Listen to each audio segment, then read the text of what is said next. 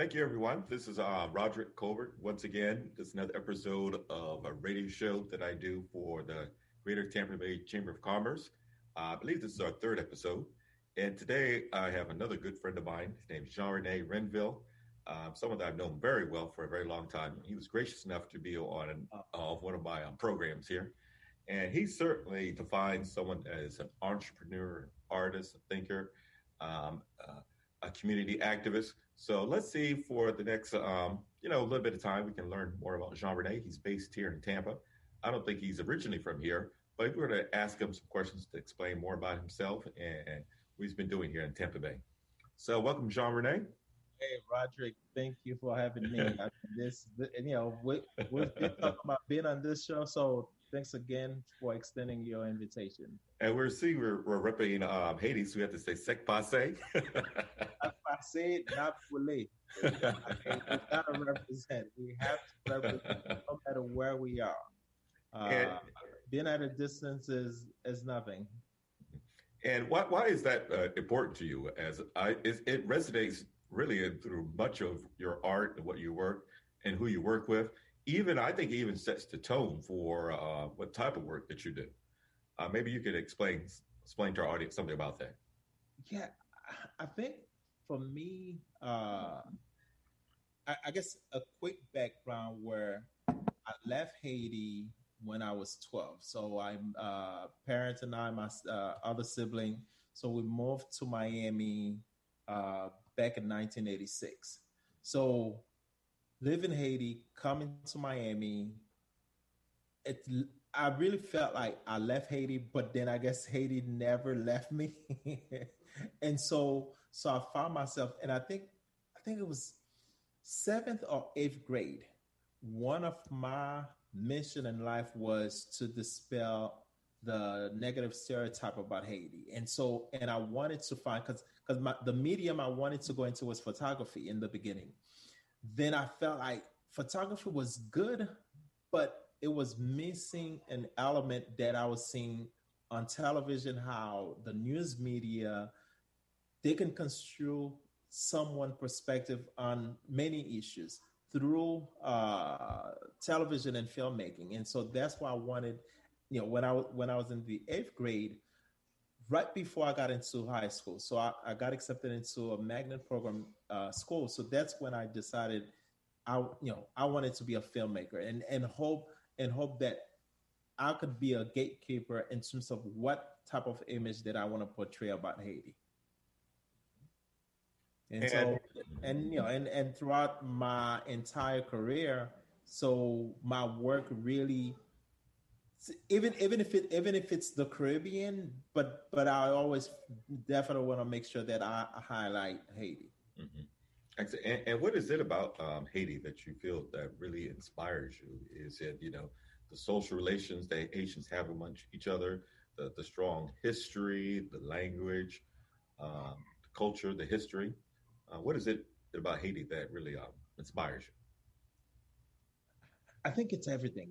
Everything that you mentioned. I think being born in Haiti and also understanding what the Haitian history represent, not only to Haitians, but that how it represented really a global world, a global history in terms of African slaves, uh, which Haiti became that first Black republic to end slavery, which inspired the entire North South America, pretty much the world took notice. And so, as a kid who loved history, I think that type of inspiration was, what was that? And then you also have the food, and you have the dance, the language, and I'm always fascinating in terms of how you had all those slaves from different part of Africa who came to an island, but managed to construct a language which today is spoken by millions of people. So where you have your own spoken language, to me, that's a fascinating aspect in terms of the Haitian culture. Because we may look at the other Caribbean countries, you would find almost all the Spanish speaking Caribbean countries. Guess what? They spoke the colonizer language.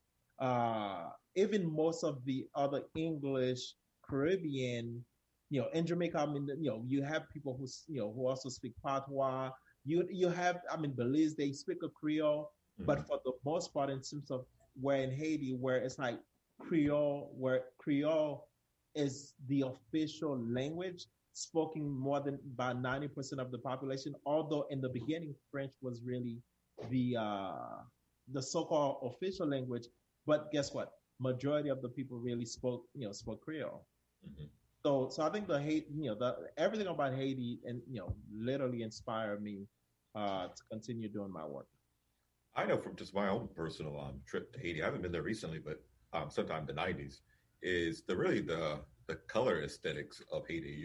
It's a very vibrant society with lots of colors, lots of sounds, um, and I think that's really reflected in your work. In terms of how beautiful your work is physically and aesthetically. How you bring in different images, how you really use color, how you feature how people speak, their sound, how they vocalize, and I definitely see that that Haiti has its own unique aesthetic Oh that my has God! contributed No, to the world. the aesthetic itself. I mean, like you just mentioned, you land in Port-au-Prince, and for me, it's like the sun hits you totally differently than if I'm in the state. The colors, I mean, you have the top, you have top sort of like those buses Oh yeah, those where top buses, yeah.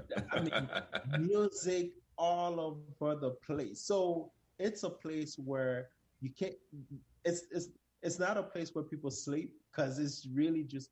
I mean, there's so much ambience going on, and of course you have the beautiful beaches also there. So I mean, Haiti itself, I think for me, is for me. I'm always, another thing that always fascinates me, even when I'm watching like movies here in the state, because there's always a lot of time I'm like, they're always pulling certain aspect of Haiti in a lot of Hollywood movie. I'm like, wait, why Haiti? Because mind you, what what do we keep hearing? Oh, the poorest, the poorest, the poorest. But what is the fascination also with the so-called poorest country? Yeah, So yeah. It's certainly a country that really resonates and fascinates many people. Um, and now, piggyback on that, how did you see yourself transitioning once you became an adult? How you wanted to put yourself on a path to being in the arts as a career? well, again, I think when I left Miami, moved to Tampa, that was like 1993. I mean, this is how far we go back. Also, you know, I don't tell people I'm that old.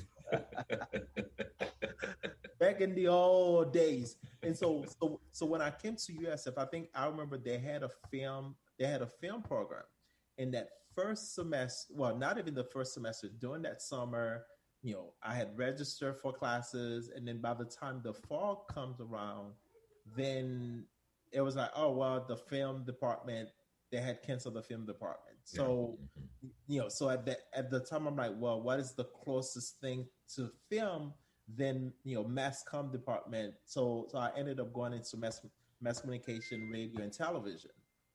And so I think from that point on, my path was always, I think project that I've done even back then was still somewhat fun. I always found a way in terms of really pushing the Haiti narrative, and Mhm. even at USF, and then from there, went on to work, moved to California, work on I guess the film industry, then of course Chicago, then and it just kind of continued until now, which I'm I think for most people who knew me back then, even from high school, and now it's like, oh my gosh, how did you manage to stick to this field, knowing I guess how hard it is. Mhm. So Absolutely. Now I know you just glossed over there, going to Chicago, but as I often say, I'm going to toot your own horn. You went to one of the finest art schools in the whole world, the Art Institute of Chicago. Yes, yeah. So what was that like? Getting in, working with those type of students, and um, what was that like? Thanks. The No, experience of being there, like. no, that experience is one. I guess with every experience, you take that with you throughout your entire career, to entire life. But the Art Institute for me was that catalyst that really transformed me as an artist. And you working with so many talented artists, Hmm. at the Art Institute. So friends that I have, have met there, and so to me, everything about the Art Institute was really worth in terms of the journey that I wanted to take. And I think it was there for my thesis project, which one of called La Vichette, a crisis for the poor in Haiti. And so that project went on to do so many great things for my career, and so I think it was definitely, and I still have a lot of connections, through with other people still at the Art Institute. So it it was definitely a fascinating place. And then what about the city of Chicago? Every time I've always lived in Tampa, so every time I go to Chicago, I feel like I'm on a different planet because it's so Yeah, different you from are. Tampa. You are. No, no. I think what I like about Chicago is, it's fast, but it's definitely not as fast as New York. And of course, downtown Chicago, which the Art Institute is right there. So you have the Yeah, museum, yeah. and then right at Grand Park. So especially when it comes to summer, you have the African music festivals, and then you also have the city, which play like a whole summer dance music from around the world. So it's and then in terms of galleries. So the arts lived in Chicago, as well as the cultural aspect of so many things. And for those also who didn't know, a Haitian man by the name of Jean Dusab, Point Dusab, so who was also a founder of Chicago. So the Oh, really? Haitian roots, Didn't know yeah, that. Jean Baptiste Point Dusab, so the history in terms of Haiti, Haitians in the U.S. is nothing new. So I think this is why it's important in terms of history. Once you understand history and you really spend time to really read about on your history, then it'll expand your mind. I know certainly if you ever go to New Orleans, the influence of Haiti is quite strong there. Well, Jean Baptiste, because it was really sort of like before he went to Chicago, it was he was sort of like in Louisiana. Oh, okay. So from there, migrated west into Chicago. Nice. So no, there's fascinating history when it comes to Haiti and the U.S. And of course, the purchase of Louisiana was because of the Haitian independence. Because when France realized that they lost that colony, richest colony at the time, and so that's when they sold Louisiana to the rest of the U.S. And it's personally someone that's a jazz lover. A lot of the roots of jazz music comes from Yes, Haiti yeah, the through New jazz. Orleans. You take jazz music. When people talk about Louisiana in terms of Creole, so really what they referring to is the Haitian Creole, which which of course I guess with the English mix into it. But I'm seeing like even funerals, the way that funerals are done in Louisiana in particular is the same way they've always been done in Haiti. Oh, okay. So the cultures of those two places, you know, identical. where it's kind of like what they call it, laissez bon ton relay kind Yes. of Haitian, what they call them, Haitian funerals, Haitian marches, or something like that, Yeah, yeah, the Haitian Mardi marches. Gras or something like that. Yeah, I mean, and again, that's because Mardi Gras is the aspect of Haiti. So many other stuff like African countries or Caribbean roots, and so and Louisiana is they still have Mardi Gras. Yeah, So it's interesting, you know. Um, and now talking specifically about you now, in terms of the type of content that you work on, how would you describe the type of projects you try to do? the type of project. Okay, so there's two two two parts. The main work that I try to do are more the conscious driven uh, projects, and at the same time, and I've worked stuff like on on television as well, and so and then I'll it's like I have the serious side, then I also have just the entertaining aspect. So whether it was from dating shows to soap operas to just regular entertaining music shows. So those are more the television side in terms of how I work. But when it comes to my film, well, my document is for now. I think most of those are more more educational type. I think I've mentioned Lavisha, and then another big project I have that's been streaming to a lot of other streaming content, and as well as educational distribution, so which is Culture Clash, which was which dealt with Caribbean children and and immigrant parents, and then currently I have Healing a Nation, Matala. Mm-hmm. And so so of course Matala, which focus on mental illness disparity in Haiti. And excuse me, let's drink my tea here. And what about in terms of working with other artists? How do you try to bring them into your work? I think it's finding something that's common, because how each one of us in terms of artists, so we have certain type of genre that we more associate with, and so it's to find something that is common between the two of us, and say, hey, Mm-hmm. you know what, I can work with this artist. Let's say if it's a narration, or this person might be good in terms of some of the other technical, whether it's lighting or Oh yeah, sure. audio, and so there's a whole range of ways that I've worked with other artists, Mhm.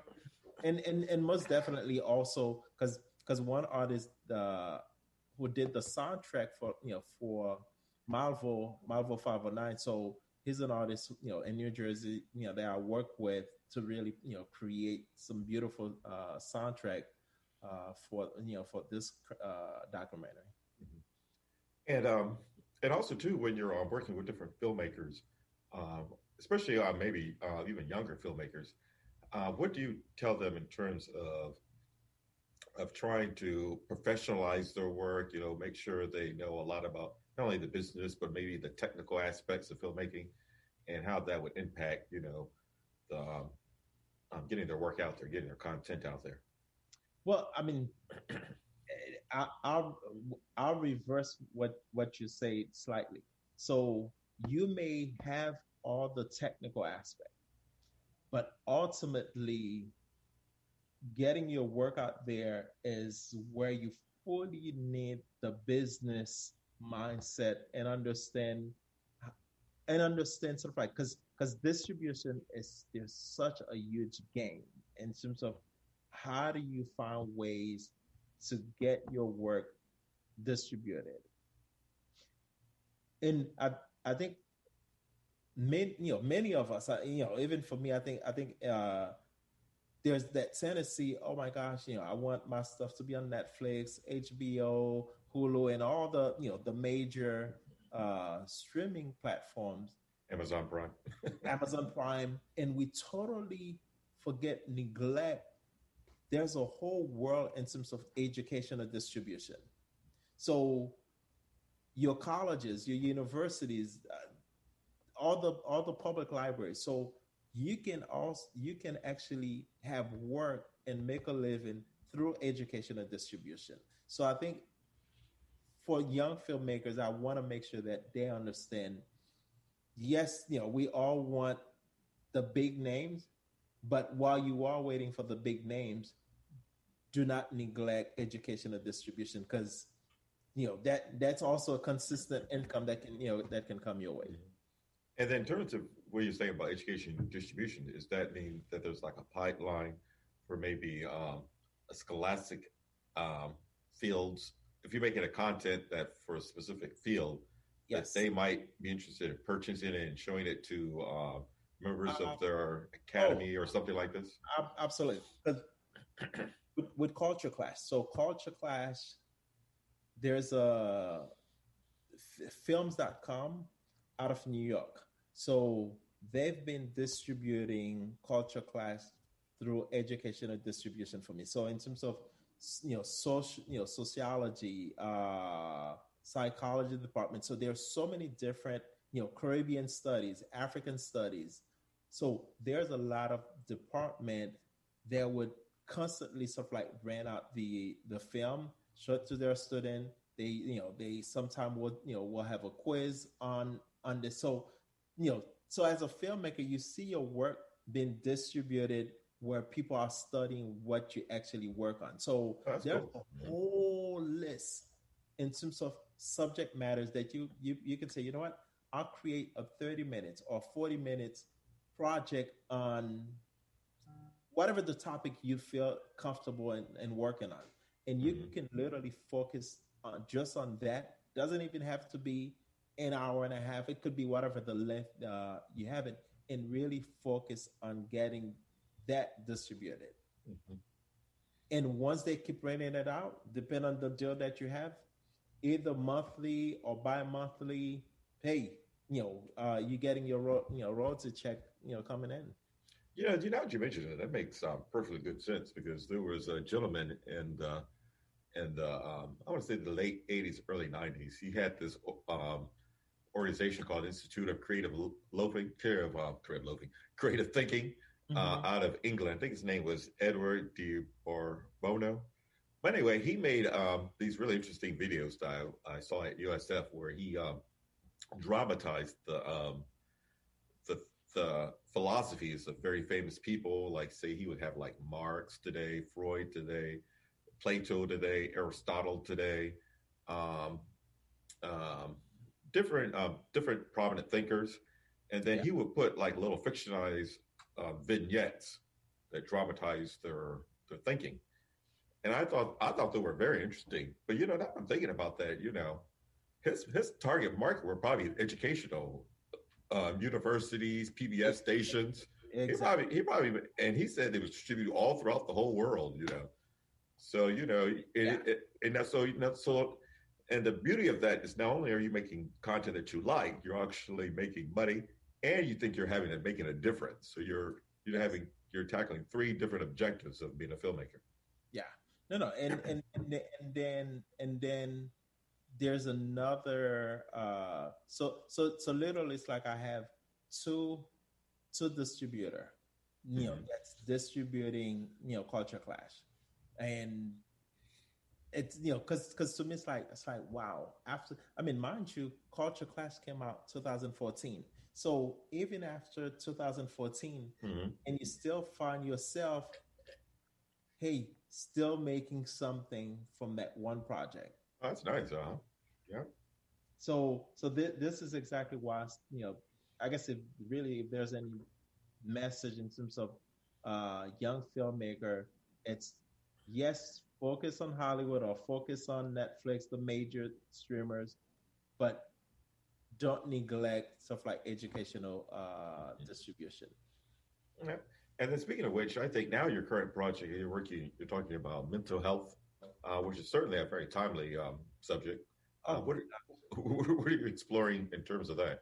well, when was 2 weeks ago? 2 weeks ago, I had a online screening with a nonprofit organization right after the film, because we had scheduled it to do a 15-20 minute Q&A. It was an hour and a half later. I was still online answering questions. Oh wow. Hmm. And just yesterday I had a meeting with another college, in Boston.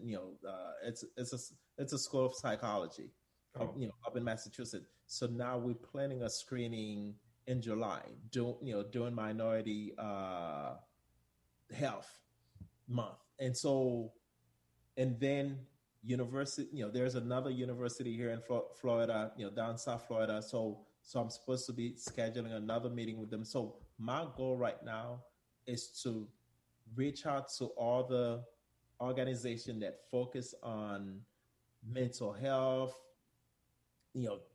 children behavior, or even stuff like, I guess minority health, Haitian, studies. So part of my goal is to organization, colleges, universities, where I can, whoever would like to host a screening, where where we can, where I can go around and really host the screening. Because for me, part of the screening is not so much just this is what happened in, in Haiti, but I want to make sure that we also, in a local level, bring resources to those who are impacted with mental illness. oh, And so so it's, uh-huh. yeah, and so I try to bring. I was trying to, bring a therapist or psychologist uh, within the screening, so then that way at the end of the Q&A, so we can have what are some local resources we can find to provide to the audience where they can seek help, for their loved ones. So That's cool. That's so for good. me, that's the grassroots that that I'm taking with this, with this current project. Hmm. That's great. So Um, so like I said, it's making an impact and making a difference. And then what else do you might have in store in the future? What other type of things you might be exploring? um I mean, I know we did talk about the sci-fi. Oh, sorry. So I'm waiting on you. I'm Oh, here for waiting. that. Yeah. I'm waiting once you have that your script ready, so we can we can tackle that. And then another project, as you know, so I love Haitian dance, which called compa. So part of me also is to tackle stuff like merging the two loves. So a film project that's gonna encompass dance in it. So I think that's, because I want to bring, you know those two worlds together. Oh, well, I'm sure Haiti has very rich dance tradition. Yeah, Is yeah. compa like one of them, or are there Oh yeah, yeah. multiple others? Or Oh no, I mean there's multiple others. But so you have compa, and of course folklore is a huge Haitian dance. So there's a whole. But I think the one that I'm gonna focus on right now, especially since I teach compa classes. So I want to bring compa is like more like a pop uh type of dance, and oh, so okay. yeah, so I want to bring those two, bring that on screen. You have to make it into something that'll be on the Grammys because it seems like the bar is pretty low in terms of what they'll put on the Grammys for dance. Well, as long as we can get the right people to vote for it. So I'll have to lobby a lot of people, and then to make sure, hey, they vote on it. Mhm. Yep. Now, since part of this program is about targeting people who are members of the Greater Tampa Bay Black Chamber of Commerce. What Mm-hmm. about the business side of your work in terms of a lot of those little small details like bookkeeping and taxes, all the other kind of not And so and juggling family life? What would you like to say about that to our audience? you know, it's tough.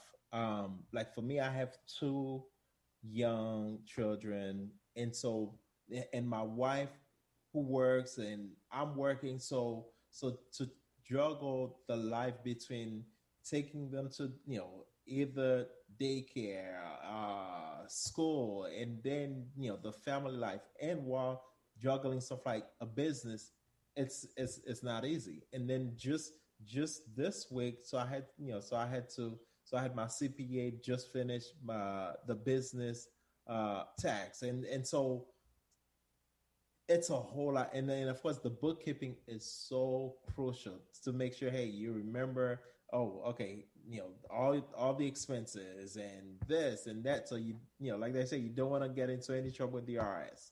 And so and so it's not an easy task to do, but it's one, as another thing I think I want to mention, it's crucial, especially, I mean, for the Black Chamber. So audience. So as a small minority business, so I also went ahead and get my minority certification, to the state of Florida.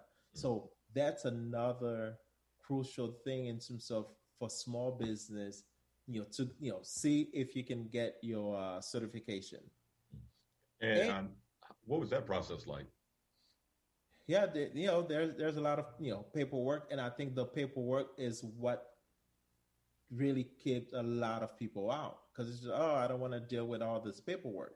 But if, in terms of really bidding for any contracts, whether it's through the city or a lot of and let's say HCC, USF, or UT, a lot of the colleges, university, they also, they too have their own process in terms of how a small business can bid. But once you have that certification from the state, so then it makes it much easier once you register with those entities, to actually get your get your foot in the door. And as well as, I think, for those who have a production company, like we do, it's the other thing I would say people have to do. You have to also apply for some type of tax exempt. So, and it's been really good to me in terms of a lot of time, if I'm filming a project and I need a space to rent, it could really save a few $100 on on your tax exempt. That's good. So whether it's renting places or buying equipment. So I mean, it helps a lot. No, that's good. That's good to know. Yeah. Because I was even reading, watching, I think it was a YouTube video about these guys that do this radio show in New York. I think it's called the Breakfast Club, something like that. Yeah, breakfast club. And he was talking about, in terms of someone that he knew, that was talking about how to make film festivals very profitable, and it's through having these taxis and entities that are set up, that are able to navigate through some of the complexities of, of donations and sponsorships, Yes, yes. and even that some places there's companies that are willing to donate media advertising, because they may not give you any money, but they might give you media space or something like Yes, that. yeah. No, well, because Mhm. without cutting you, even a lot of the cable companies. So I remember, a lot of project I've worked on, they would definitely, give you ad space to run your film festival ads, and and so I mean, but again, it takes a lot of information, and you gotta have either a team that can really help you navigate through all those different spaces, because it's a lot if you're just a single person, creating, having a small business, trying to navigate through all the spaces. That's true. And Because I mean, just as I'm telling you right now, I mean, you're thinking, well, okay, so I have to get my certification. So there's like all this paperwork. So I have to get my Texas in, and I have to reach out to the media salesperson at this cable network, and I'm trying to create whatever I'm trying to create. So how do you keep creating as an artist while also finding ways to keep the business side going? yeah, yeah. Especially in someone like your case, you have a family, you have to think about them. Whereas someone just like me, I only have to worry about me. You only have to Just worry about gas in my car and rent and things like that. But when you have a family, you have other Oh my obligations. God, no, other obligations definitely. It's like, my God, okay, I will survive. I will survive. Yeah, you have to think of daycare.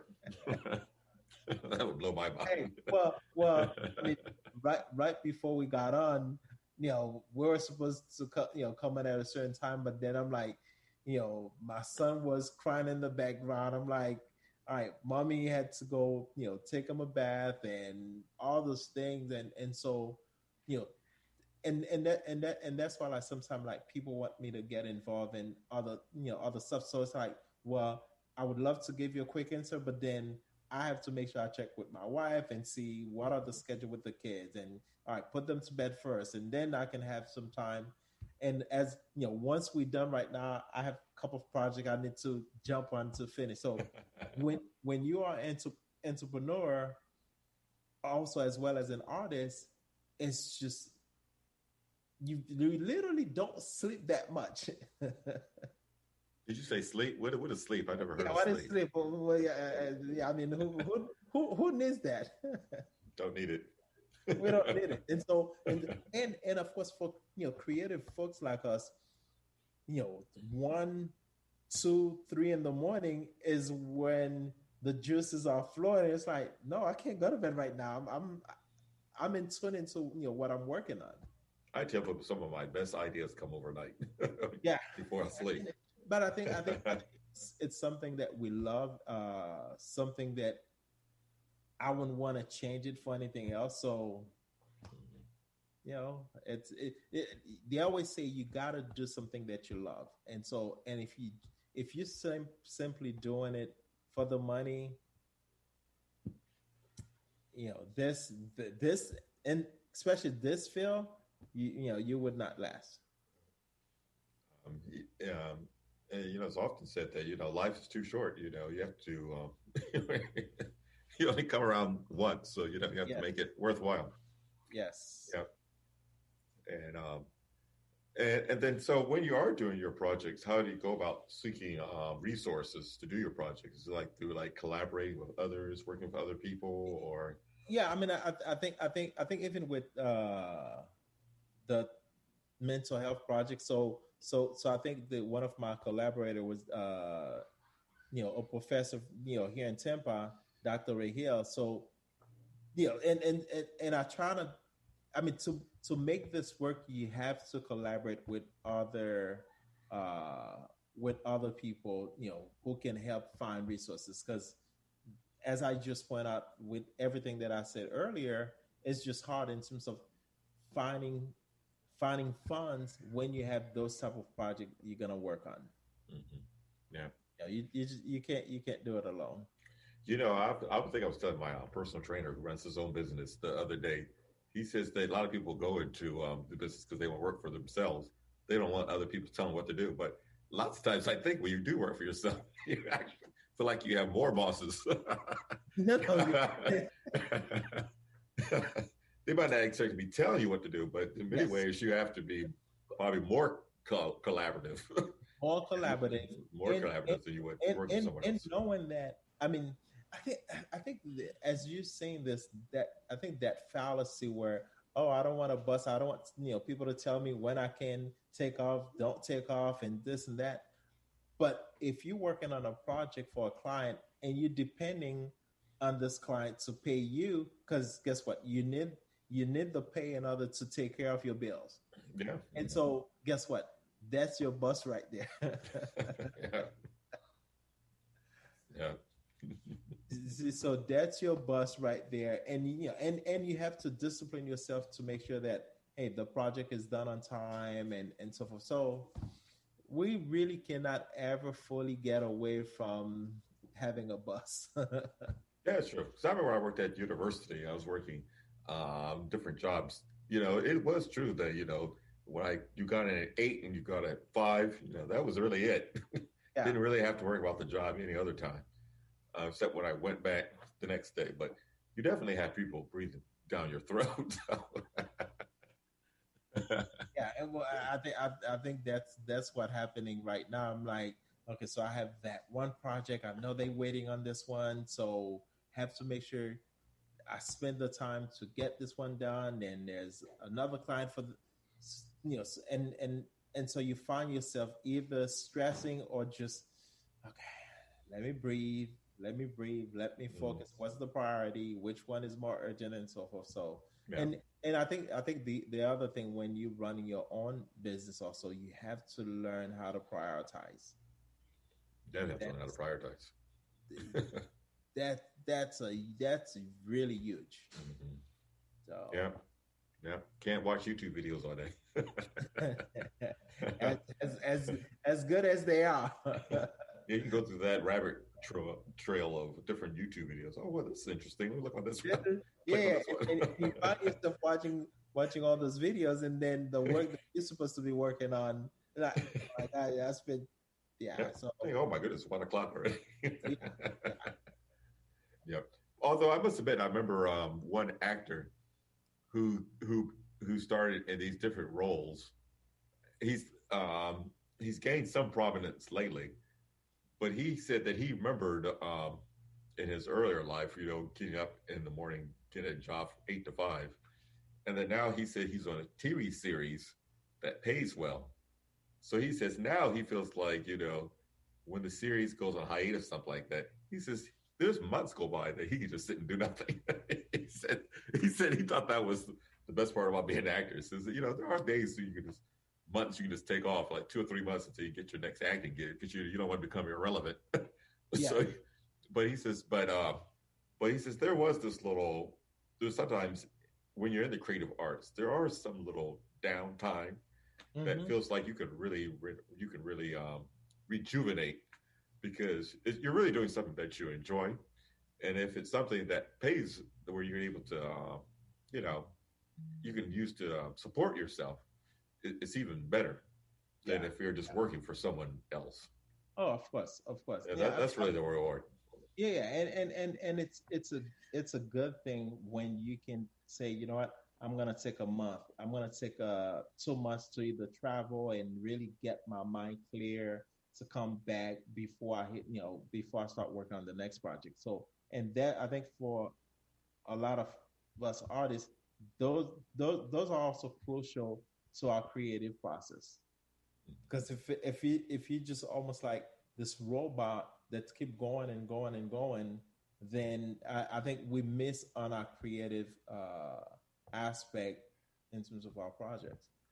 Oh, absolutely. I must admit, I do miss. One thing I really miss about having a lot of free time when I worked at university is that I could read books in the evening on the weekends. Yes. Because I wouldn't say I didn't have anything to do, because I think even there I was working at the university, I was still involved in stuff, but my income didn't depend on having to do something outside the university. Yeah. But you definitely need that space, where you're still absorbing creative juices, so that you can do different projects. You can keep relevant. You can still do fresh content, do fresh work. Uh, I know one thing I really like to do is I like to work with other people. I've never worked before. Sometimes it might even be a little creepy, but I see people on different Facebooks who are doing something interesting. I'll friend them and ask them about what they're doing, if they want to Mhm. collaborate. Yeah. Because Yeah. I think sometimes you have to. I like to be part of other people's energy. And then Yeah. same with me, people will contact me and say that, you seem like, you have very diverse interests and they want to collaborate. So I think that's really the joy of being someone that's involved in creative arts. Yes, that's it. Yeah. Well, so if you have, are there any specific trailers that you think you might want to attach to this video that we can show at the end or something like that? You Yeah. want to mention? So Healing a Nation, which is dealing with mental disparity in Haiti, but like I said, it's of course mental illness is not just a Haiti issue; it's a global issue. It's family issues and so forth. So we will play a short clip of Healing a Nation, for the audience to see. I read once, I don't know if it's true or not, that Haiti has one of the lowest levels of suicide of any country. Had you ever heard that before? Yeah, actually, and we did talk about that also in this project, and so this is why it's going to be crucial for any organization to come and host a screening. Oh well, yeah. So I have to check that out. Okay, well, I certainly don't want to take too much of your time. We can add a couple of your clips, anything else you want to watch, and we certainly look forward to any other work that you might be doing now and in the future. Yeah, no, absolutely. Thank you to the Black Chamber of Tampa, and so of course, Roderick, thank you for extending, this invitation. So it's I think this is a good way in terms of the Black Tampa Chamber, putting together in terms of also having you on board, getting that type of information, to the audience. Okay, then. Well, once again, we'd like to thank our audience and the Greater Tampa Bay Black Chamber of Commerce, and we're looking for more episodes in the future. Looking to speak to different entrepreneurs, business executives, or people who are really making a difference in the community. And we'd like to thank you once again, and have a good day. All right, thank you. Ready?